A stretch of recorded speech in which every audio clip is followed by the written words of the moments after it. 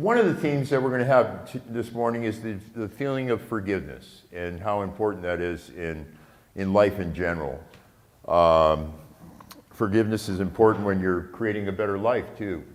I think a lot of people understand that if you have a good base to start from, a lot of people when they get clean and sober or decide to make a better life, they're coming from this area of they feel like they're a piece of crap, that's your base, that's not a real good base to start from. And so I think that we can reconnect with the fact that, we weren't born to be this, I wasn't born to be this evil malefactor that's never going to amount to anything, and that, we can reconnect to these great words: forgiveness, empathy, kindness, before we start the journey of getting clean and sober. You need forgiveness when you're getting clean, because you got to forgive yourself and others and all these things that have happened to you. So you have some paper on your tables and some pencils or pens or whatever. I'd like you to please draw me something as we go along. And I encourage you to doodle. It's an art class. You can doodle in this class, and that kind of thing. But I'd like you to please draw your name, your last name or both of your names, in big block letters, kind of like a graffiti kind of thing, right? And just get crazy with it. It's not a contest. Nobody's going to get criticized or anything like that. So while I'm talking, just go ahead and listen or work on that while we're going along here. So it's really important. So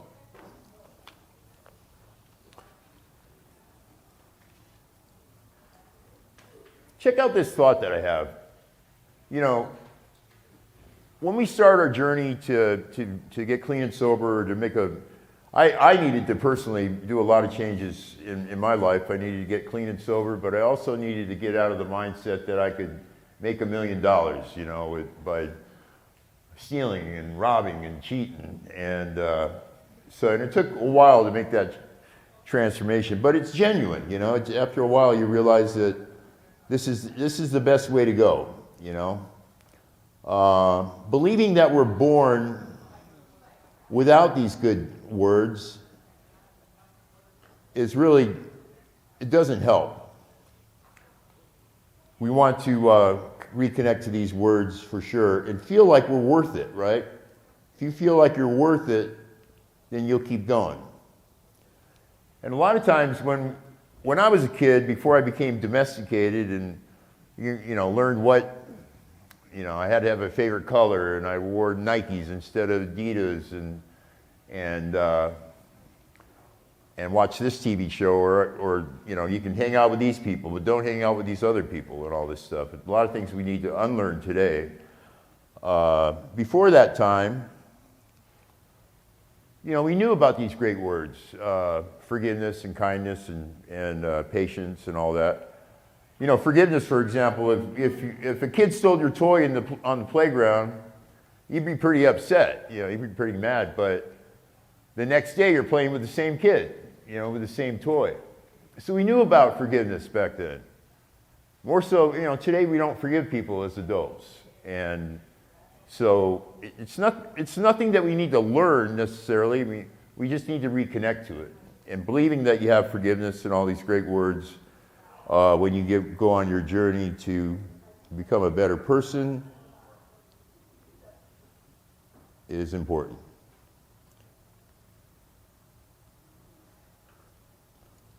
Okay. I created the program when I was incarcerated in 2017. It's kind of an anomaly for somebody who was incarcerated to come, to try to get a program going. It wasn't easy. It took quite a while, and some forward-thinking staff members to say, hey, let's give this thing a shot.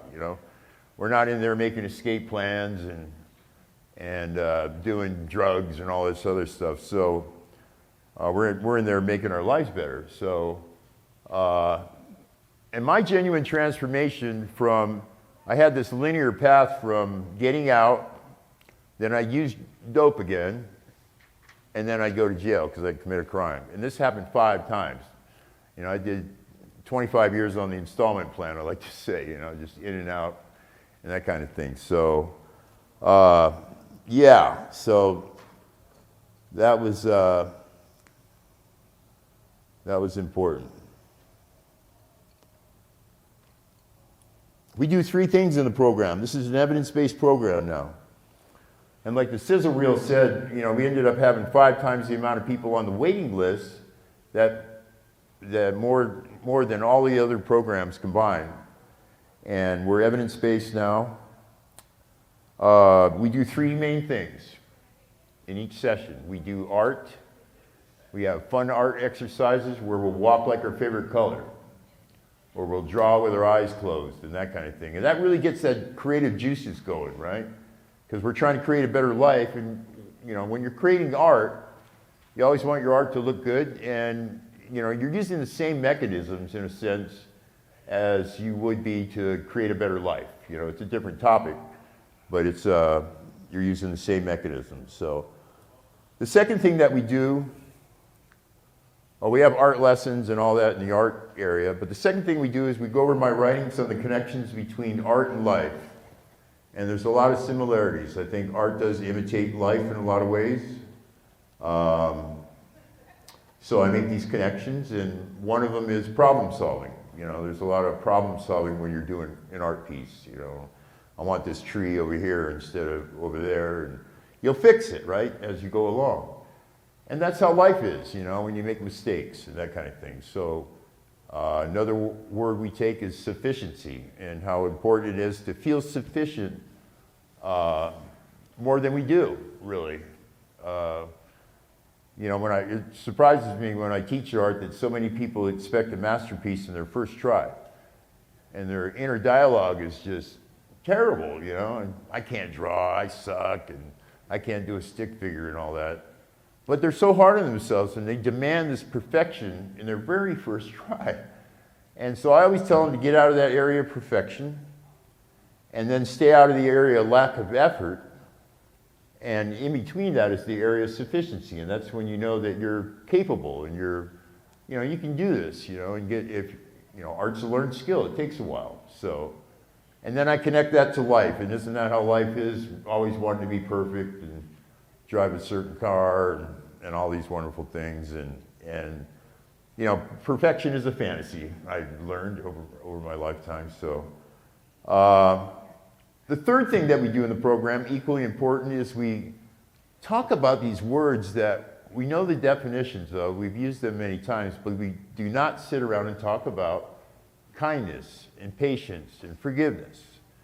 And when you're bringing this up to a bunch of convicts with, you know, tattoos on their face and all this stuff, they can connect to that because they were kind at one time, and they were compassionate, and they were forgiving.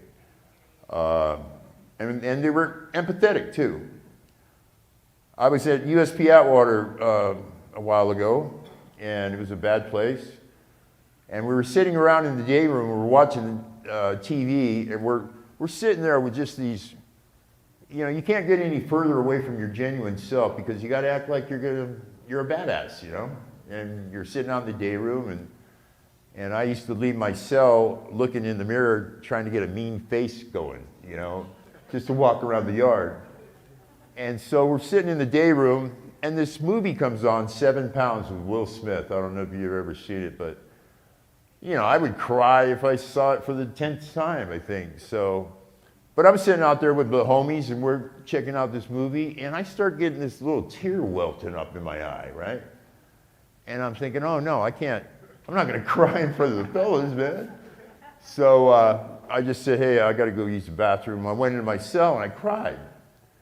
And then I wiped my face, and you know, we're supposed to be people that have no empathy, and we don't cry and all that stuff. But when I walked out of my cell, apparently all the other guys that I was sitting with had to go use the bathroom too, right?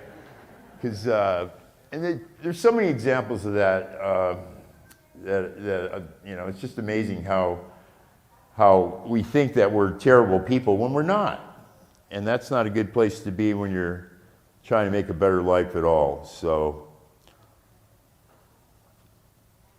you know, they didn't have cell phones in the joint, and I've been out 5 years, but the phone's still pretty tough for me. So, the outline of the sessions is we do a healthy thought in the beginning, kind of an affirmation to get everybody thinking good and being creative.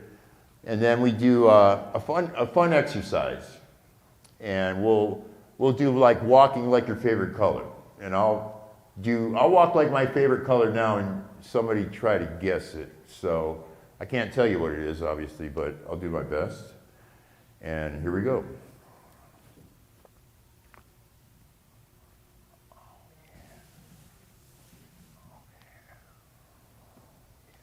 Orange? Yellow? Yellow, yeah.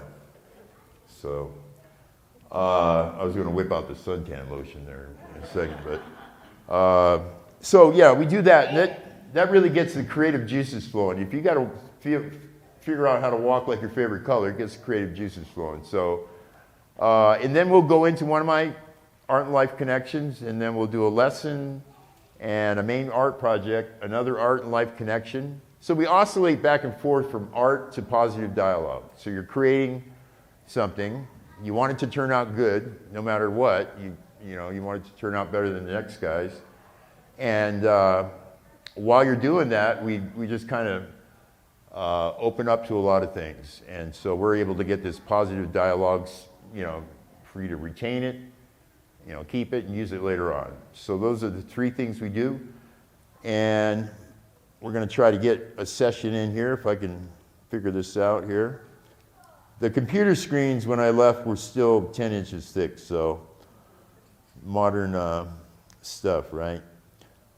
Yeah, so our concept is really to reconnect and recreate value. You know, when I felt like I was a piece of crap and I didn't matter and all this stuff, you know, going on a journey to get better, you know, I started 10 rows back from the starting line, just doing that. So reestablishing our value. If you feel valuable, you won't do dumb things to take you away from your family, your community, your church, your friends, but more importantly, yourself, man. You're letting yourself down. So here we go. Let's do a session. These are typically an hour and a half, but we're going to get a quick one in here. We're going to make a connection, and that's the main thing. So. And it's from the first module, You Are Valuable is the name of the module. And our healthy thought in this session is create more than you consume. Create more than you consume. And I'll give you a little camp out. Create more than you consume. So we can go all day with just reacting to things, right? This is a stick figure of you in here. And we're reacting to all of these, you know, we're processing information that's being created somewhere else, and we're constantly having to respond to things, you know, and we're responding from, you know, work stuff and negative people. Some of you guys that have done time, man, you know how we got some negative people in there, you know.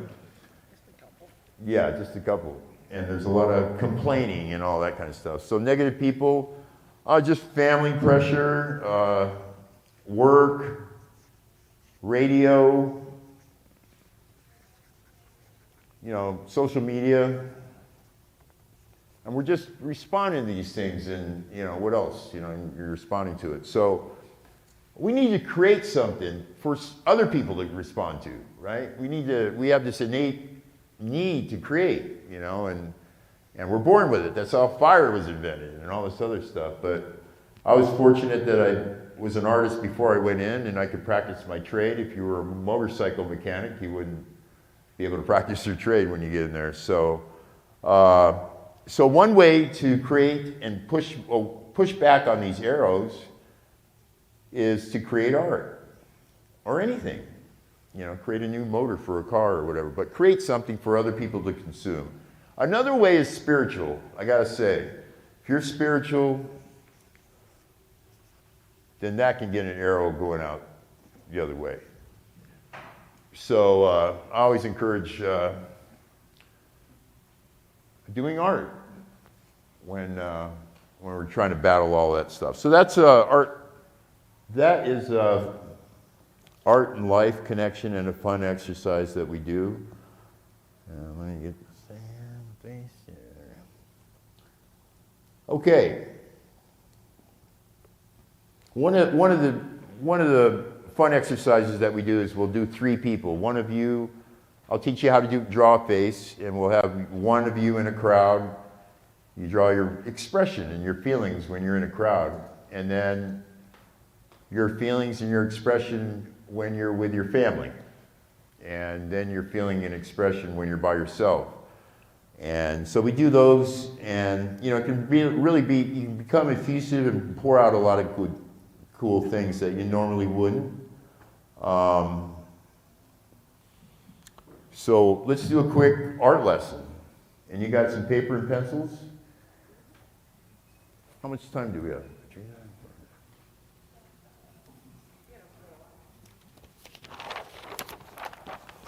Okay, so how many artists do we have in here?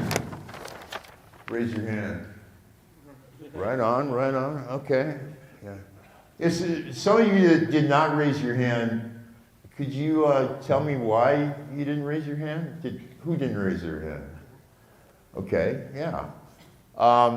The definition of an artist is somebody that does visual art, music, obviously, theater, and literature, if you write.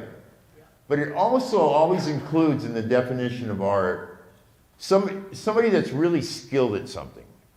You don't have to be a musician or whatever. You can be skilled at, I thought I was pretty skilled eating these Starlight Mints the other day. I ate about 20 of them. But, if you're really good at anything, you're an artist. So think about that. And think about your inner dialogue when you're drawing and doing other things. What are you saying to yourself when you're drawing? It doesn't help to say, oh, I'm terrible, I suck, and all that stuff at all.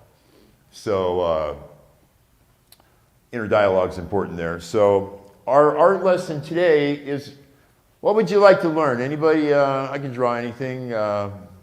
Let's start with a circle. I was just doing a circle here. This is how you should draw. This is my opinion on how you should draw. You want to take a pencil. A pencil is very important, right? And if you're trying to make a perfect circle, a lot of people will painstakingly try to draw a perfect circle, and then they'll look at it and they'll go, that's not a perfect circle. And so they'll erase that. They'll erase it. And then so you'll have this blank area again right here. I couldn't erase that because it's in ink. And then so you'll start again, this blank area, right? And you'll do your best, and I just did a potato, or something. And so these wrong lines, you want to keep these on here. When you're drawing, you want to have a lot of loose lines. And these lines are going to tell you where to go and where not to go, You got to be able to see them. They got to be wrong. So I can take a part in one of these circles and go,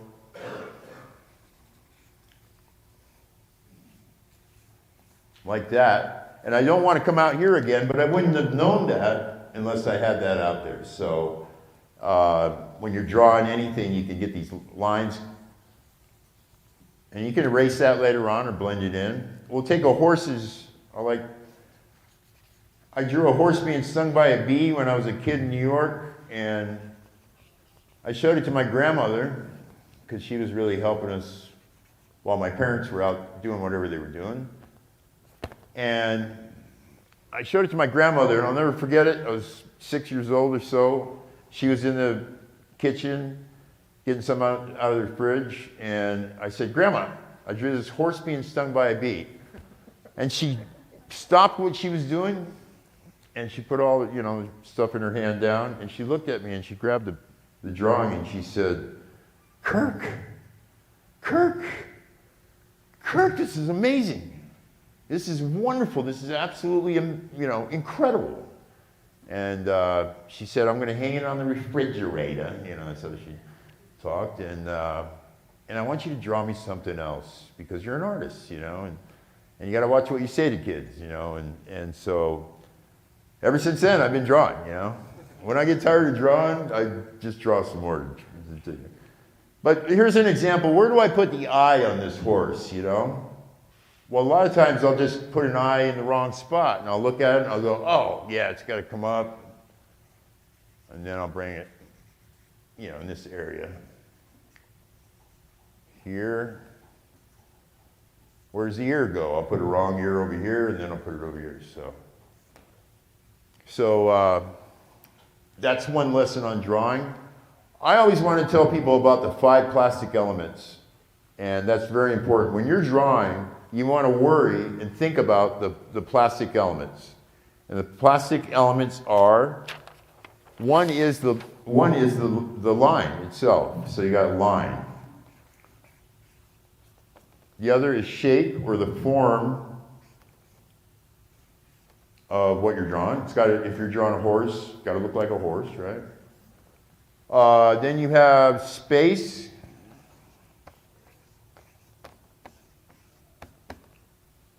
What's the space around? If I was drawing my hand, you know, the negative space, not the space where my hand's at, but the negative space is really important. If you're drawing an eyeball, a lot of people draw eyeballs and they have this, is that the iris or the pupil? The big pupil. You know, they have it, you know, just wide open. Nobody walks around like this all day, you know, but one of the things, you can dial this pupil in by looking at the negative, the white parts of your eye here, and making sure they're the same size, right? And that's just an example of the space. And then we have color. What color is it? And then we have texture. So when you're drawing anything, keep in mind, drawing is the key to visual arts. You don't need to learn how to paint to learn how to draw, but you should learn how to draw when you learn how to paint. So drawing is the key. So you want to think about these. The line, what would you rather stand on? Let's say you're up in the air and you were standing on something. Probably want to stand on this big, thick one. And that gives you an example of what a line can do. If I did this, you know, it's chaotic or it's wild or crazy. And if I did a you know, light, fun line, then that means something else too. So it's a quick lesson because we don't have a super lot of time, but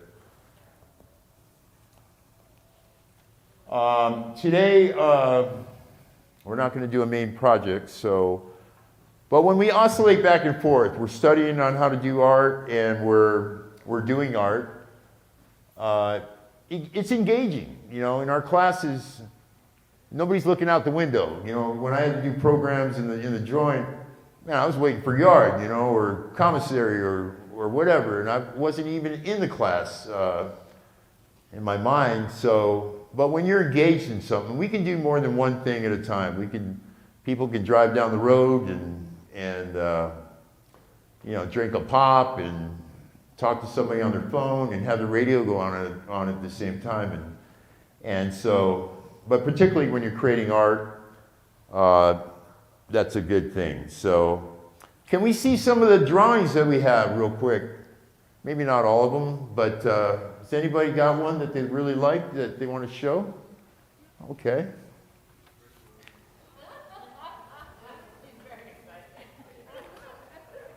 Does anybody have the names that we were talking about? Did you do the names at all? On another page I did. Oh, you did? Yeah.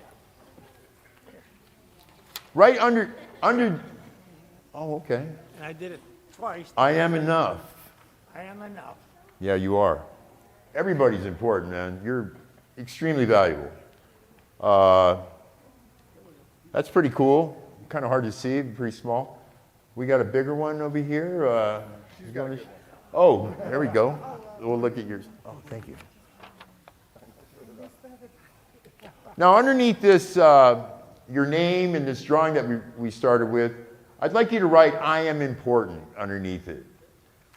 I just think that feeling valuable is a key. Oh, we got one here. There's your name, and that looks good. Can I show that one? Yeah. There we go, a graffiti style name, and very good, very good. And we got one more. Carrie, yeah. I am important, I am whole. Got her name. You're important to a lot of, thank you. You're important to your community, your church, and all this stuff, but you're really important to yourself. And we're going to go ahead and go into the main positive dialogue that we have at the end of this session, and the word is forgiveness. And can anybody tell me what forgiveness means to them? Releasing the offense. What's that? Releasing the offense. Yeah. Accepting my humanity. Great. When you forgive, you can live in the moment, right? Because you're not worried about something that happened 5 minutes ago. You've already forgiven that. And like I said, amazing when you're a kid, somebody can steal your toy, you'd be mad, but the next day you're playing with the same toy with the kid. But forgiveness for me really helped me in my sobriety. Forgiveness helped me with my reconnection to my daughter, who we're getting a little bit better. I've moved to Cincinnati from Portland, Oregon, and typically it's the other way around, I think, from Cincinnati to somewhere else, but I've reconnected with my daughter. And forgiveness, she's learning forgiveness too. But you can live in the moment when you forgive things. You're not carrying that bag around with you anymore. And we all want to be forgiven too, right? When we do something wrong. So, why can't we forgive other people and forgive ourselves on things? Anybody else on forgiveness, please? Yes. I feel lighter after. Yeah. Because not forgiving is carrying a lot of thoughts and get all negative. Yeah. And a lot of people think they need to meet at a restaurant or something and cry it out, and all this stuff. But no, you can forgive somebody over the phone. You can forgive somebody in a letter. When you're locked up in the joint, you don't get the visits from these people. Or you can just do it in your mind. It's very, very important. So forgiveness is a big deal in life, and certainly when you're trying to make a better life. So the main thing with the program, that's kind of a quick session. We go on a lot longer than that. But can somebody, I'd like to draw something for you. Anybody? I can draw anything if somebody would like me to draw something. Yes. A rainbow. Okay. Now, the Hawaii Rainbows is the college team in Hawaii. And does anybody know what that? I keep forgetting with that little instrument that they play. It's kind of like a. Ukulele. It's a what? Ukulele. Ukulele is not what it is. It's ukulele. In case you go to Hawaii, they'll spot you out like a sore thumb. Can I get a ukulele? And so anyway, that's just a little thing, right? So, but okay, I'll draw a rainbow with the ukulele. Oh, I gotta get a pen that works here. Do I have? Yeah, it's an invisible rainbow. Here we go.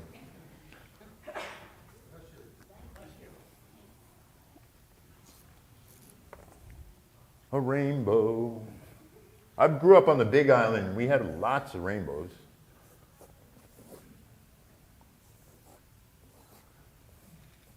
Who's been to Hawaii? Anybody? All right, shaka around. I think I'm an artist because I lived in Hawaii and lived in New York. What a contrast, right? Now you're in Cincinnati. No, I'm in Cincinnati. I'm covering all the Midwest and everything. So, yeah. And so I went to 4 different high schools, and that's why I got in so much trouble, because I was always trying to fit in. And then we're going to put a ukulele here.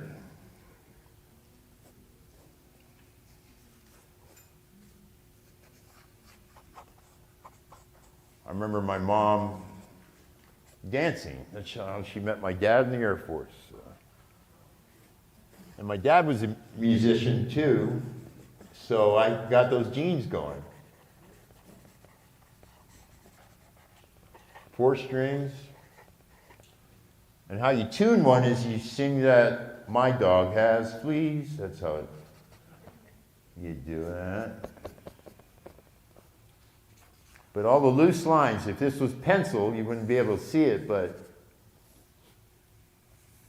and then you just dial it in later. Anything else? How about, yes? A hot dog. Man. You want the onions on it or? Chili cheese hot dog, okay. I had one last night down somewhere around here. Chili cheese hot dog, yum, yum, yum. So listen to my inner dialogue as I'm doing this, right? It's very important when you draw to listen to your inner dialogue. So I'm thinking, first off, I'm thinking, wow, hot dog, I haven't done that in a long time. So, but I had one last night and I just kind of remember the bun. And I had chili cheese on it with onions and it tasted good, but my stomach didn't particularly. So then this is the bun, we'll have the hot dog here. You know, being a part of Better Neighbors with the program has been a tremendous thing for me because we have a great program.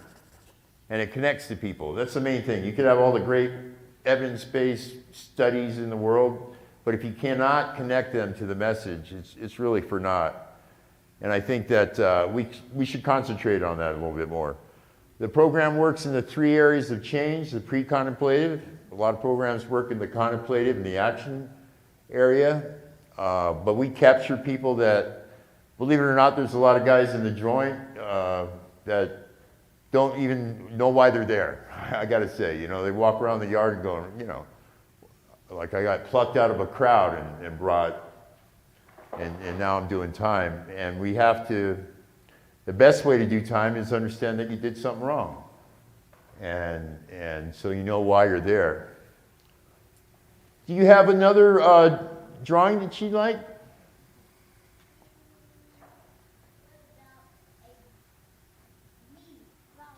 Oh, draw you? Well, can you come up here and sit down real quick? How much time do we have?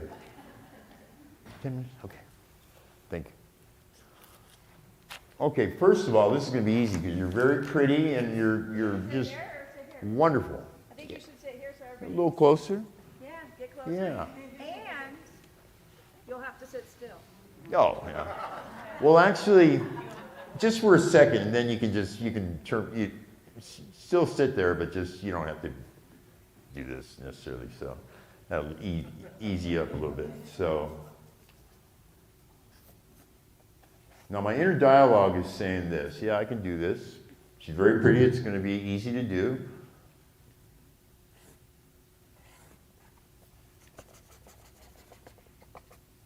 Now, when you do a face in general, there's some key points in it. And I'll bring that up too. But you divide down the middle, divide into half, and that's where her eyeballs are going to be, right? In that middle plane. Let me see. Okay, yeah. I've been drawing other folks since I've been here a little bit. And it seems like I'm not paying attention, but that's how I can absorb things. So you like hot dogs, right? Yeah. Well, your mom has a great story. She was wonderful yesterday.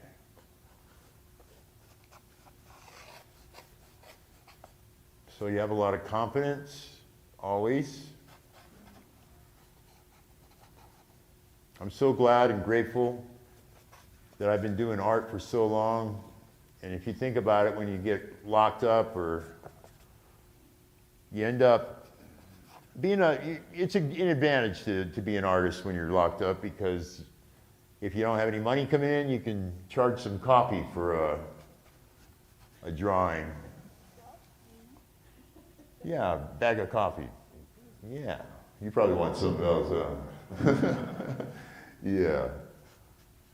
Well, yeah, but I'm very grateful that my grandmother said that to me years ago. Now, an eyeball, like I said, you never put a pupil out here, drifting out here like he's whacked out or something. You always, all your eyeballs, your pupil is actually covered a little bit. So you want to actually cover the top part of it, and then it also covers a little bit of the bottom too.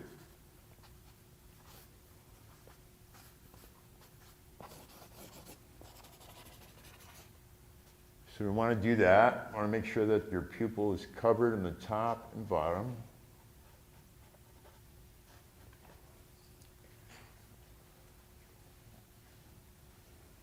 I'll spend time on one a little bit later for you and dial you in.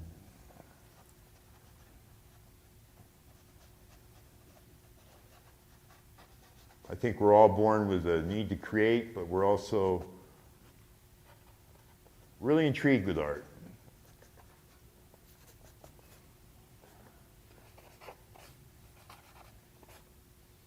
Oh, you got something in the back of your hair, like a little ribbon kind of thing.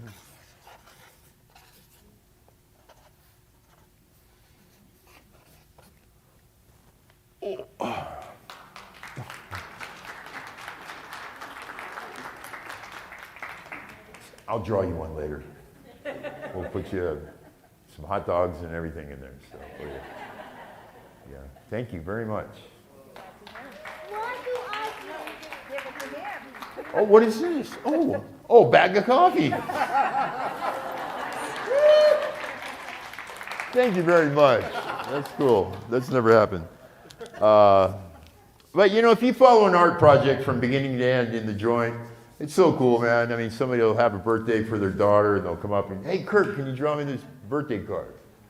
And then I go, yeah, man, I'll do it for you. And how old is she going to be? And all these different wonderful experiences, you know, and then so you give him the card, and he goes, wow, you know, she's going to really love this. And then he mails it to his daughter. My daughter has 1 million cards still that I've mailed to her. And then he comes back and says, hey, she really loved it, man. You know, here's a picture of the picture in her bedroom, and she's standing next to it.